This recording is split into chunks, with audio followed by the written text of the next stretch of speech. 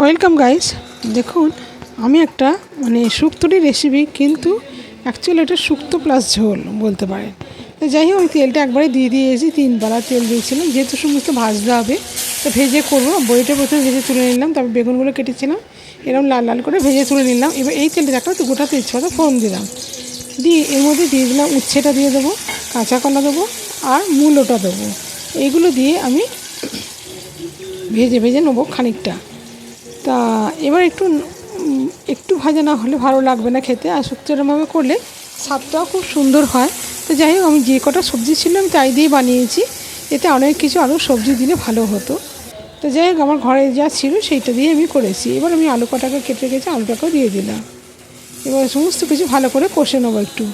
এবার কষে নিয়ে তারপর এতে একে একে মশলাগুলো দিয়ে দেবো। একটু হলুদ দিলাম, তারপরে এতে দেবো একটুখানি অল্প পরিমাণে চিলি ফ্লেক্স দেবো।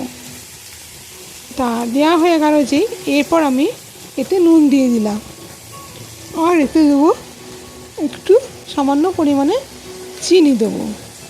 তা চিনি দেওয়া হয়ে গেলে এবার আমি এতে বাটাটা দেবো, আদা পেস্ট দিলাম, আর আরেকটা যে পেস্ট রেখেছি দেবো, সেটা হচ্ছে রাঁধুনির সঙ্গে একটু সর্ষে বাটা মৌরি দিয়ে।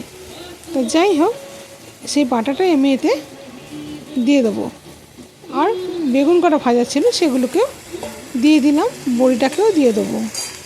দিয়ে এবার সব একসঙ্গে ভালো করে ভেজে নেব। নিয়ে তারপর আমি কষে নিয়ে জল দিয়ে দেবো। এবার জল দেওয়া হয়ে গেলে ফুটতে দেবো, খুব বেশি জল দেবো না, আর খুব বেশি পাতলাও করব না। নিয়ে দেখুন প্রায় হয়ে এসছে। এবার দুধ দিয়ে দিলাম একটু, এবার ঘি ছিল ঘিটাকেও দিয়ে দিলাম। ব্যাস, আর কিছু দেওয়ার আমার এতে নেই। তো যাই হোক, পরে দেবো সেটাও বলছি, আর একটা জিনিসই বাকি আছে। তো একটু সামান্য তেল দিয়ে দিলাম ঢেলে নিয়ে, তারপর কড়াতেই দিয়ে দিলাম একটুখানি 5 ফোড়ন ভাজা, দিয়ে এবার আবার শুক্তোটা এতে ঢেলে দেবো। একটা ফুট হয়ে গেলে নামিয়ে ফেলবো, নামিয়ে ওপর থেকে আবার একটু 5 ফোড়ন ভাজা গুঁড়োটা দিয়ে দেবো। দুর্দান্ত খেতে লাগে, পারলে এইভাবে ট্রাই করে দেখুন, অসাধারণ খেতে। আপনাদের কেমন লাগলো? আর এরকম গরমের দিনে এরকম খাবার উপাদেয় খাবার, আর শরীরের পক্ষে তো খুবই ভালো খাওয়া।